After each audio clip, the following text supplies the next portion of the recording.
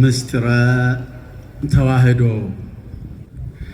በስመ አብ ወወልድ ወመንፈስ ቅዱስ አሃዱ አምላክ። የሀልወቱ መሰረት በሰው አእምሮ ተመርምሮ በማይገኝ በቁጥርም በማይቆጠር በእግዚአብሔር አብ ስም የከዋክብት ብርሃን ሳይታይ የናጌብን ባሕር ጥልቅ ሳይሆን በፊት ከእርሱ ጋር በነበረና ያለ ሩካቤ ከቅድስት ድንግል ማርያም ማኅፀን በተወለደ በአንድያ ልጁ በእግዚአብሔር ወልድ ስም ልብን በሚመረምር የሰማያት ከፍታ ሳይዘረጋ የምድርን መሰረት ሳይሰፋ ምስራቅና ምዕራብ ምስዕና ዜብ ደቡብና ሰሜን ሳይታወቅ አስቀድሞ ከጥንት ጀምሮ ባለና አጽናኝ በሆነ በመንፈስ ቅዱስ በሦስትነቱ አንድ ብለን አንድነቱን በሦስት ስም አካላት ግብር ዘርዝረን ሦስትነቱን በማይጠቀልልበት አንድነቱ እግዚአብሔር ብለን እግዚአብሔርነቱን በማይከፋፍልበት በሦስትነቱ ሥላሴ ብለን እናመልከዋለን። ስለዚህም በመለኮቱ በቦታ ሁሉ የሞላ በሆነ በአንድ እግዚአብሔር በመለኮት ስም አንድ አምላክ እንጂ ሦስት አማልክት በማይባል በመዋሃድ ተዋህዶን በአንዲትም ፈቃድ የሚተባበሩ በምስጋና መብረቅ የተጋረዱ በሚነድ እሳትም የተሸፈኑ ለሦስት አካላት አንዱ አንዱን ሁለተኛው ሦስተኛውን አይቀድመው የነፋሳት ሩጫ ያህል አይበላለጡ ላይን ጥቅሻም ያህል አይለያዩ ከሰዎችና ከመላእክት ዘንድ በአንድነቱ ለሚሰገድለት በሦስትነቱ ውዳሴ ቅዳሴ ለሚቀርብለት ይህ ፊተኛ ነው ይህ ኋለኛ ነው በማይባል በአንዲት ምክር በአንዲትም ንግግር ዓለምን በሚያስተዳድር በቅድስት ሥላሴ ስም ለሥላሴ በምድርና በሰማይ በባሕርና በቀላይ ያለ ፍጥረት ሁሉ ክብርና ምስጋና ውዳሴና አምልኮ ሕያው ዘላለማዊ ለሆነ ስም ለቅድስት ሥላሴ ምስጋናን ያቅርብ። ሥላሴን አመስግኑ። ምስጢረ ተዋህዶ ብፁዕ አባታችን አቡነ ዮሐንስ በኢትዮጵያ ኦርቶዶክስ ተዋህዶ ቤተ ክርስቲያን የማዕከላዊ ጎንደር ሀገረ ስብከት ሊቀ ጳጳስ ክቡር ሊቀ ሥልጣናት ቆሞስ አባ ዮሴፍ በዚሁ ሀገረ ስብከት ዋና ሥራ አስኪያጅ ክቡር አባታችን መጋቤ ሐዲስ አባ ቆሞስ አባ ዲበኩሉ የገነት ተራራ የደብረ ኤዶም ገነት ተራራ ቅዱስ ያሬድ ኢያቄም ወሐና ገዳም አበምኔት የተወደዳችሁ ሊቃውንት የቤተ ክርስቲያን ጌጦች ልጆቼ ዘማሪያን ወጣት ሰንበት ተማሪዎች በሽበት ዘውድ አጊጣችሁ በዕድሜ ካባ ከፍ ብላችሁ ጎንደር ሀገር የሆነችን ጎንደር በአባቶቻችሁ በእናቶቻችሁ ፈለግ ተከትላችሁ ጎንደርን ጎንደር የምታሰኙ ጎንደራውያን ልጆቼ ሕፃናት በክርስቶስ ጥሪ መሠረት ቅድስት ቤተ ክርስቲያን ጥሪውን ተቀብላ በጥምቀት በርነት እያስገባች አካል ያደረገቻችሁ ሕፃናት ጭምር በወደደን በሞቱ ሕይወትን በመራቆቱ ሞገስን በደፋልን በድንግል ማርያም ልጅ በኢየሱስ ክርስቶስ ፍጹም የሆነች ሰላምታ እንደምን ቆያችሁ? እንደምን ለዚህ ሰዓት ደረሳችሁ? እንደምን ሰነበታችሁ? ይመስገን እንድንል ምስጋናን ለአንደበታችን ያኖረ የሰው የተፈጠረበት ዓላማ ለምስጋና ነውና ሳንዘነጋ በተፈጠርንበት ዓላማ ጸንተን ስለተገኘን ሰው ማለት የሥላሴ አርአያና አምሳል ፎቶኮፒ ነው። ሰውን ሰው ያደረገው ሥራ አይደለም። ሰውን ሰው ያደረገው በሥላሴ አርአያና አምሳል የተፈጠረ የሚያስብ ሰውን ሰው ያደረገው የአምላኩ የሥላሴ እጅ ሥራ መሆኑ ነውና ክብርና ምስጋና ለቅድስት ሥላሴ ስም ይሁን። ወገኖቼ የአዲስ ኪዳን ኪሩብ የሆነች ድንግል ማርያም እኛ ኦርቶዶክሳዊ የመሆን መገለጫችን ፍቅር ነውና መውደድ ነውና ዝም እንድንል ፍቅር አይተወንምና ፍቅር ያገብረኒ እንዲል ቅዱስ አባ ጊዮርጊስ ፍቅር ያስገድደናልና አዎ ከፍ ያደረጋትን አለማየት አንችልምና የመረጣትን አለማድነቅ አንችልምና ምልዕተ ጸጋ የሆነች እርሷ የክርስቶስ እናት ከሦስቱ አካላት አንዱ አካላዊ ቃል እግዚአብሔር የእግዚአብሔር እናት ናትና ሁላችንንም ትባርካለችና ክብር ምስጋና ለድንግል ማርያም ይሁን። በምትኖረን ጥቂት ደቂቃ እንዲህ ያለ ሊቀ ካህን ይገባናል። እንዲህ ያሉ ሊቀ ጳጳስ ለጎንደር ይገባታል። ክብር ምስጋና ለስሙ ይሁን። የልጆቹን ምግብ ቁጭ ብሎ የሚመገብ ልጆቹን ቁጭ ብሎ የሚመግብ ልጆቹ ሲመገቡ የሚያይ ይህ ከእውነተኛ አባትነት የመነጨ ይህ ከእውነተኛ ሰማያዊ ጥሪ ኃላፊነት የመነጨ ነውና ምንም ስራ ቢደራረብ ዕለት ዕለት የሚያሳስባቸው የልጆቻቸው ምግብ ወንጌል ነውና ብፁዕ አባታችንን የሰጠን አምላክ ስሙ ይክበር ይመስገን፣ ከፍ ከፍም ይበል። ወገኖቼ ምሁር ማለት ዕድሜ ልኩን የሚማር ተማሪ ነው። ምክንያቱም የዚህ ዓለም ምስጢር እያደር የሚገለጥ እንጂ በአፍታ የሚጠነቀቅ አይደለም። ስለዚህ እውነተኛ ምሁር ዕድሜ ልኩን የሚማር ትጉ ተማሪ ነው። መማሩን ያቆመ መማሩንም ማስተማሩንም ሊያቆም ስለሚገባ ሁሌ የሚማር ሰው እርሱ እውነተኛ መምህር ነው። ሰው ሲማር መንፈስ ቅዱስ ልቦናውን እየከፈተ የሚገባውን ይሰጠዋልና በድጋሜ ክብር ለመንፈስ ቅዱስ ይሁን።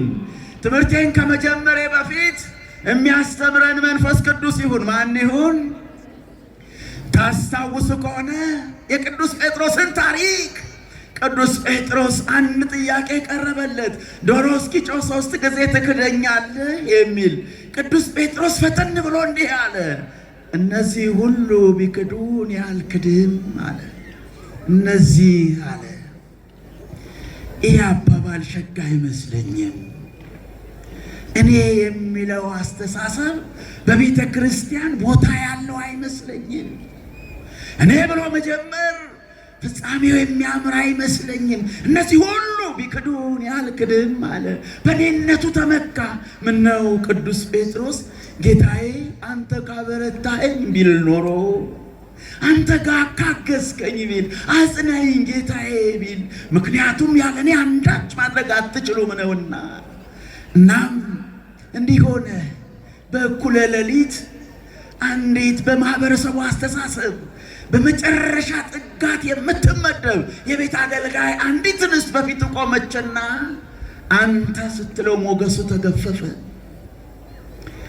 ስታናግረው የሚገባበት የጠፋው ይመስላል። ንግግሩ ከፋ። እንዴት ካላችሁኝ ቅዱስ ዮሐንስን ይዩት። ጦር የሰበቁ ዘገር የነቀነቁ ሽፍቶች እያሉ ወደ ኋላው አላለም፣ አላፈገፈገም፣ አልፈራም። ቅዱስ ጴጥሮስ ምን ሆነህ ነው? አንተ ፊት እኮ እንደ ዮሐንስ የሚያስፈራሩ የአይሁድ ሽፍቶች በፊት አልቆሙ፣ የሚያስደነግጡ ወንበዴዎችም አልከበቡህም። ግን ለምን ጌታህን ዶሮ እስኪጮህ 3 ጊዜ ከቶ አላውቀውም አልክ። ለካስ እኔ ብሎ የጀመረ መጨረሻው አላቅም ብሎ የሚያውቀው ይጠፋበታል፣ ሞገሱ ይገፈፋል። በአንዲት ሴት ፊት መቆም አልቻለም። በኋላ ግን ቢያለቅስ ንስሐ ቢገባ ጥያቄው ደግሞ ቀረበለት እንዲህ የሚል የዮና ልጅ ስምዖን ሆይ ታፈቅረኒ ወምሉ ፈድፋደ ከነዚህ ይልቅ ትወደኛለህን አለው። ለምን ካላችሁኝ እነዚህ ሁሉ ቢክዱ እነዚህ ሁሉ ቢሰናከሉ እኔ አልሰናከልም ብሎ ነበርና ከነዚህ ይልቅ ትወደኛለህን አለው። አሁን ቅዱስ ጴጥሮስ ከፍ ብሏል። እንደ ቅድሙ እነዚህ ሁሉ ቢጠሉህ እኔ አልጠላህም አላለም። እንዲህ አለ፣ አንተ ታውቃለህ አለ። ምን ትላለህ? ከኔ ጋር የሆናችሁ መልሱልኝ። ምን ትላለህ? አልሰማሁም። ምን ትላለህ? አንተ ታውቃለህ አለው። ይሄ ሸጋ መልስ ነው። ይሄ የመንፈሳውያን መልስ ነው። ይሄ የአማኞች መልስ ነው። ጌታዬ ያውቃል። እንዲህ ሲል ሞገስ መጣ። እንዲህ ሲል ከራሱ መትረፍ ቻለ፣ ለሌላው መብቃት ቻለ። ክህነት መጣ፣ ኃላፊነት መጣ። እቀባባ በጎቼን ጠብቅ፣ በጎቼን አሰማራ። ጭራሽ ለሌላው መትረፍ ቻለ። ምክንያቱስ አንተ ታውቃለህ ኃይል ነው። አንተ ታውቃለህ የስልጣናችን ሞገስ ነው። አንተ ታውቃለህ የአንደበታችን ቃና የመንፈሳዊ ሕይወት መገለጫ ነው። አሁንም እኔ ባወቅኩ ሳይሆን እሱ እንዳወቀ እንድንማማር ክብር ለመንፈስ ቅዱስ ይሁን። መንፈስ ቅዱስን አመስግኑ ወገኖቼ። ሚስጥረ ተዋሕዶ በጥቂት ደቂቃዎች ሚስጥር ምን ማለት ነው ብለን ስንል አለቃ ኪዳነ ወልድ የተደበቀ የተሸሸገ። አሁን እንደሱ አልላችሁ። ሚስጥር ማለት የሰው አእምሮ ተመራምሮ በስጋ ፍልስፍና የማይደረስበት ያለ ነገር ግን በዓይነ ሕሊና የማይገስጹት እንደዚሁም በምርምር የማይደርሱበት እውቀት ያለ ነገር ማለት ሚስጥር ይባላል። ቢዮንድ አወር ሜንታል ወይንም ከአእምሯችን የመረዳት ወይንም ከፐርሰፕሽን የመገንዘብ የመተርጎም የመረዳት አቅም በላይ የሆነ ሰማያዊ ክንውን የመንፈስ ቅዱስ ሥራ ሚስጥር ይባላል። ሚስጥረ ተዋሕዶ ተዋሕዶ ብለን ስንል ምን ማለት ነው? ለምን ተዋሕዶ የሚለው ሐሳብ በዚህ ሰዓት ተመረጠ የሚለውን 2 ደቂቃ ተጠቅሜ ልተንትንና ወደ ትምህርቴ ልመለስ።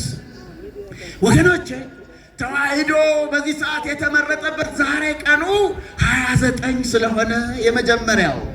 ሁለተኛ ተዋሕዶ የዓለም ቁልፍ ሚስጥር፣ የዓለም ሚስጥር ችግር የተፈታበት ቁልፍ መሳሪያ ስለሆነ እግዚአብሔር የዓለምን ችግር የፈታበት፣ መራራቅን ያስወገደበት፣ መለያየትን ያስወገደበት መለኮታዊ መንገድ፣ ችግር መፍቻ መንገድ ስለሆነ እንደዚሁም ተዋሕዶን ያላግባብ የሚተረጉሙ የሚረዱ ስላሉ በሦስቱ ዓላማ ጥቂት እግዚአብሔር መንፈስ ቅዱስ የሚለንን እንድንሰማ ቅዱስ ፈቃዱ ይሆንልን። ወገኖቼ ተዋሕዶ ማለት ከሁለት አካል አንድ አካል፣ ከሁለት ባህሪ አንድ ባህሪ የመሆን ሚስጥር ነው። ከሁለት አካል አንድ አካል፣ ረቂቅ መለኮት ርቀቱን ሳይለቅ፣ ግዙፍ ሥጋ ግዝፈቱን ሳይለቅ፣ ማለትም ግዙፍ ሥጋ ረቂቅ መለኮትን ግዙፍ ሳያደርገው፣ ረቂቅ መለኮት ግዙፍ ሥጋን ሳያረቀው። ከኔ ጋር ናችሁ? በመጠባበቅ በተአቅቦ ተዋሃደ፣ አንድ ሆነ።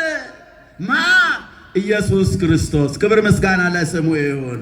ከሁለት ባህሪ አንድ ባህሪ መለኮት እርሱ ያልሆነውን የእርሱ ባህሪ ያልሆነውን የሥጋ ባህሪ ባህሪው አድርጎ ሥጋም የእርሱ ያልሆነውን የመለኮት ባህሪ ባህሪው አድርጎ ተዋሃደ።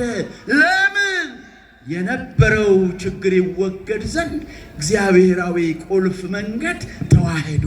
የዓለም ችግር ሊፈታ ዘንድ እግዚአብሔር የመረጠው መንገድ ተዋሕዶ ነው። እንኳንም የተዋሕዶ ልጆች የሆንን ወገኖቼ የሥጋ ገንዘብ ለቃል የቃል ገንዘብ ለሥጋ ሆነ እንዲል ቅዱስ ቄርሎስ። ወገኖቼ የወልደ እግዚአብሔር 2 ልደታትን አሁን አልናገርም። ቀዳማዊ ልደት ዘመን ከመቆጠሩ ዓለም ከመፈጠሩ በፊት እግዚአብሔር ወልድ እግዚአብሔር አብ ከሰው አእምሮ በላይ በሆነ ሚስጥር አካል ዘማካል ባህሪ ዘም ባህሪ የተወለደው ልደት ቀዳማዊ ወለድኩከ እምከርስም ቅድመ ኮከበ ጽባሕ። አሁን ይሄን አልተነትንም ጊዜ ስለሌለኝ። ብፁዕ አባታችን ምንም የኛ ፍቅር አገብሯቸው ቁጭ ቢሉ የሌሊቱንም አገልግሎት ማሰብ ስለሚገባኝ አስቀድሞ ሁለት ልደታትን እናምናለንና ሁለተኛው ዳህራዊ ልደት ነው። ሚስጥረ ተዋህዶ በዳህራዊ ልደት የተገለጠው የታወቀው የዓለም ችግር የተፈታበት ቁልፍ የችግር መፍቻ ጥበብ እግዚአብሔራዊ ጥበብ መለኮታዊ ጥበብ እርሱ ተዋህዶ ነው። ዳህራዊ ልደት ሁለተኛው ጌታችን ዓለም ከተፈጠረ አዳም ከበደለ ከ5500 ዘመን በኋላ ከቅድስት ድንግል ማርያም በሥጋ የተገለጠበት እኛ ወደ እሱ መሄድ ሲያቅተን እርሱ ወደኛ የመጣበት የሰው ልጅ ደካማ ሲሆን ኃይለኛው ኃያሉ መለኮት ደካማውን ሊያበረታ ዝቅ ያለበት ወደ እሱ መሄድ ሳንችል ጊዜ እሱ ወደኛ የመጣበት ይህ ጥበብ ተዋህዶ። ወገኖቼ ሁለተኛው ተዋህዶ በዘመን በኋላ የተነገረው ሱባኤ የተቆጠረው ሱባኤ ከተፈጸመ በኋላ የሆነው ልደት እሱ በሚስጥረ ተዋህዶ የተገለጠው መገለጥ እርሱ ልደት ሕያው አምላክ እንዴት ተገለጠ? ለምን ተገለጠ?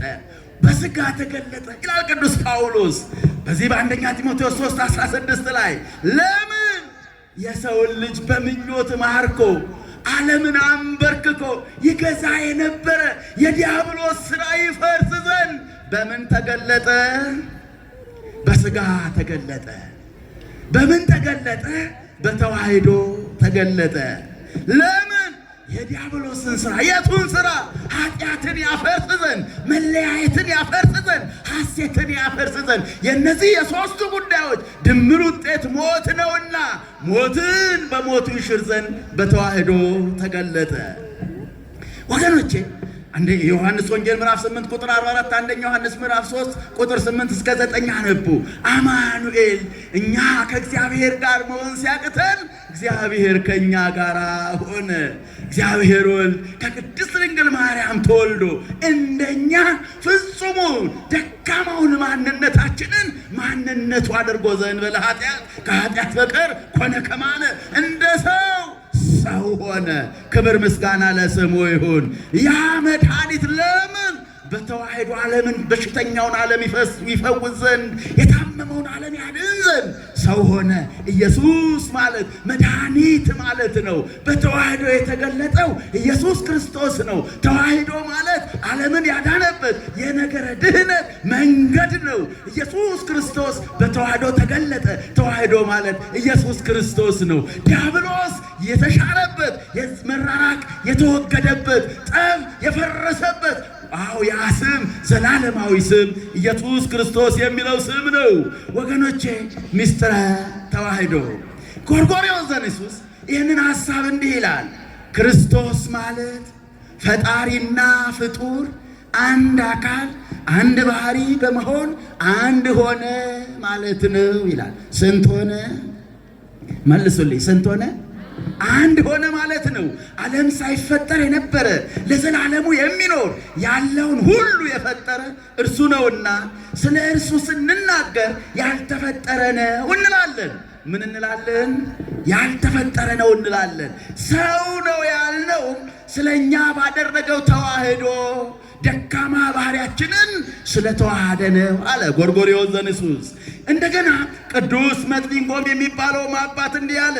የእግዚአብሔር ልጅ ወልድ ዋሕድ ነፍስን ሥጋን ነስቶ ሰው ሆነ ባልን ጊዜ ስለዚህም ነገር ቢሆን እነዚያ እንደሚያምኑ መቀላቀል የለበትም። ያለ መቀላቀል ተዋህደ። የቃል ባህሪ የሥጋን ባህሪ ወደ መሆን፣ የሥጋ ባህሪ የቃል ባህሪን ወደ መሆን አልተለወጠም። ያለ መለወጥ ተዋሃደ። ሁለቱ ባህሪያት ያለ መለወጥ ያለ መቀላቀል ጸንተው ይኖራሉ እንጂ። ሚስጥረ ተዋህዶ የምናምንባት ሃይማኖት ይህች ናት። የቷ? ተዋህዶ። ምን ማለት ነው? መስሎ በመታየት በሐሰት አልተወለደም። ባህሪን እውነት በሚያደርግ በከዊን ነው እንጂ ይኸውም በተዋህዶ እግዚአብሔርም ሰውም መሆን ነው። እርሱ ሰው የሆነ አምላክ ነውና ይላል። ክብር ምስጋና ለስሙ ይሁን። ወገኖቼ ተዋህዶ ምን ማለት ነው? ጥቂት ነገር ልበልና ትምህርቴን አበቃለሁ። ውር ውር የምትሉ ለጥቂት ደቂቃ ታገሱኝ። እንኳን እኛ ብፁዕ አባታችንም ቁጭ ብለው በትዕግስት እኛን እያደመጡ ነውና ልጆቻቸውን እየባረኩ ነውና በስነ ስርዓት በትዕግስት ቁጭ ብላችሁ በመረጋጋት በስክነት ብታደምጡ የተሻለ ነው። ወገኖቼ በተዋህዶ አሁን ከሁለት አካል አንድ አካል ከሁለት ባህሪ አንድ ባህሪ ስንል አንድ ስግው እያልን ነው። ዋጣው መጠጠው እንደሚል አንድ ነጠላ ባህሪ እያልን አይደለም። ይሄ አውጣኪያኒዝም ነው።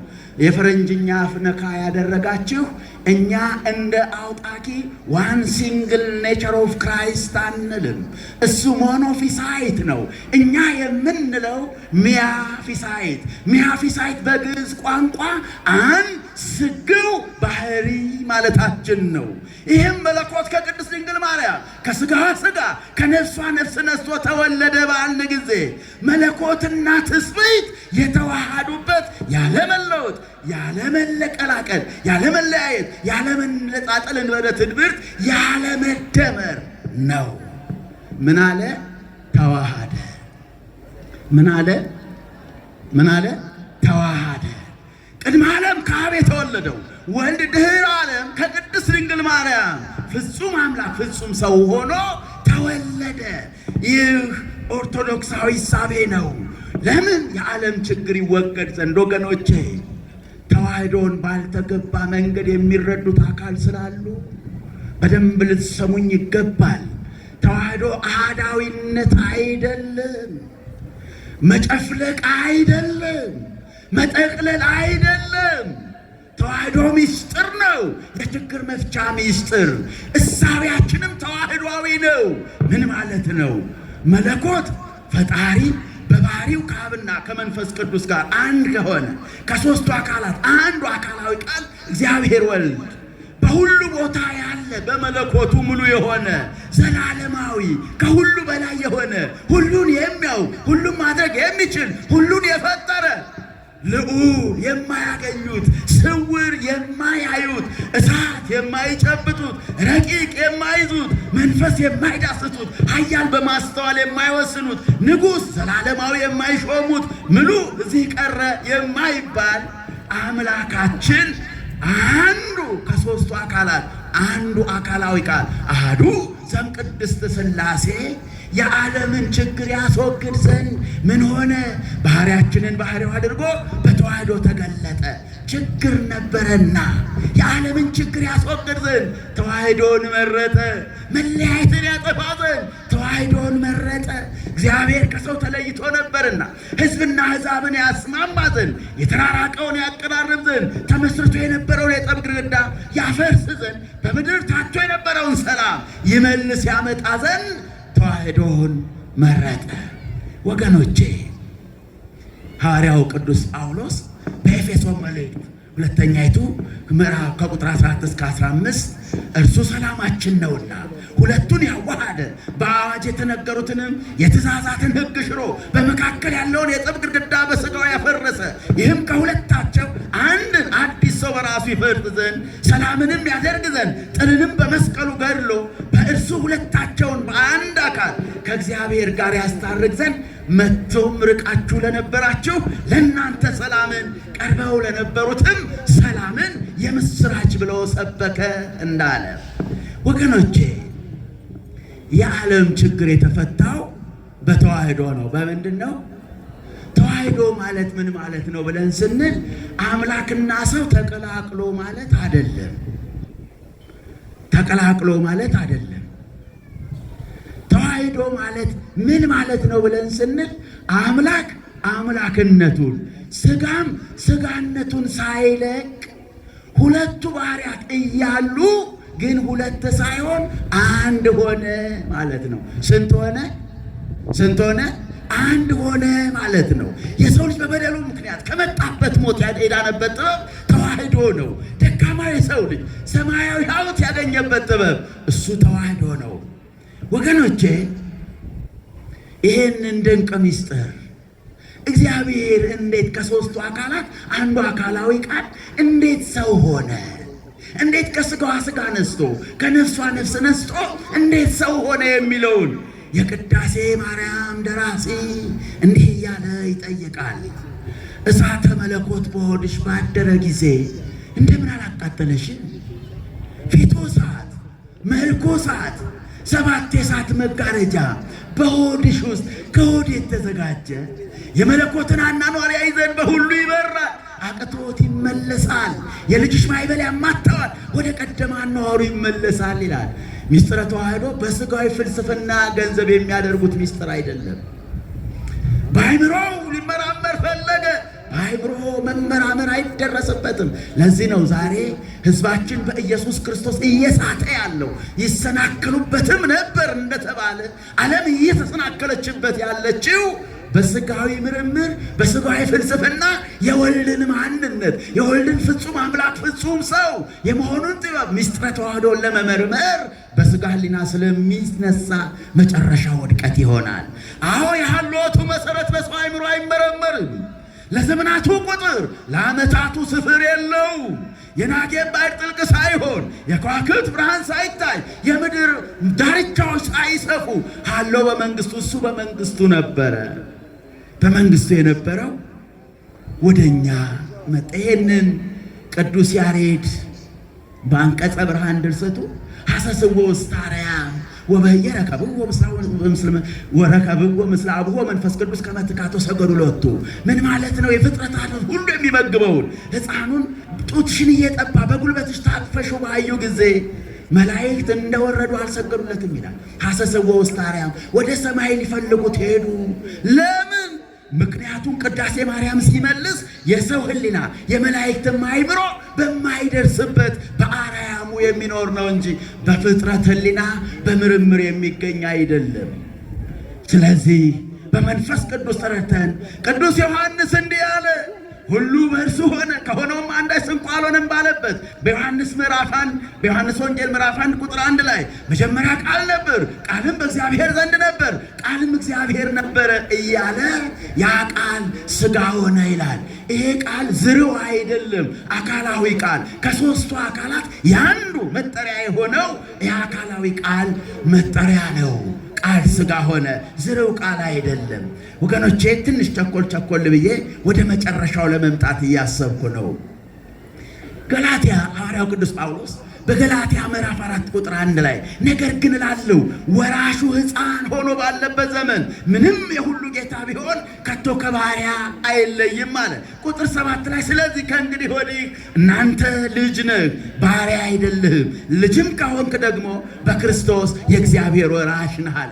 እኛ እንወርስ ዘንድ እግዚአብሔር እኛን የወረሰበት ተዋህዶ ነው። ዓለም የተወረሰበት ተዋህዶ ነው። ሰው እግዚአብሔርን የሚወርስበት ተዋህዶ ነው። ሰው መንግሥተ ሰማያት የሚገባበት ተዋህዶ ነው። አልቦ ካለ ስም ከዚህ ስም ውጭ ሌላ የሕይወት መንገድ የመራራቅ የተወገደበት የዓለም ችግር የተፈታበት ሌላ እግዚአብሔራዊ መንገድ የለም። ክብር ምስጋና ለስሙ ይሁን። ወገኖቼ ስጦታ ነው። እመቤቴ ድንግል ማርያም በጌታዬ ፊት እንድቆም የምችልባት ሞገሴ ናት፣ ምታዬ ናት፣ በድካሜ ሁሉ ብርታቴ ናት። የጌታዬ ዕፀ መስቀል የሃይማኖቴ በትር ነው። ከውድቀት የተነሳሁበት ተደግፌ የቆምኩበት ምርኩዜ የክርስቶስ መስቀል፣ የጎኑ መወጋት የሃይማኖቴ ሻሻቴ ነው። የግርፋቶቹ ደም አለመታዘዝ የሰው እጅ ከማየት ያድናችሁ። ቆርቦ ከመኮነን ሰርቶ ከመለመን ታሞ ከመመንመን ይሰውራችሁ። ወስብሐት ለእግዚአብሔር ወለወላዲቱ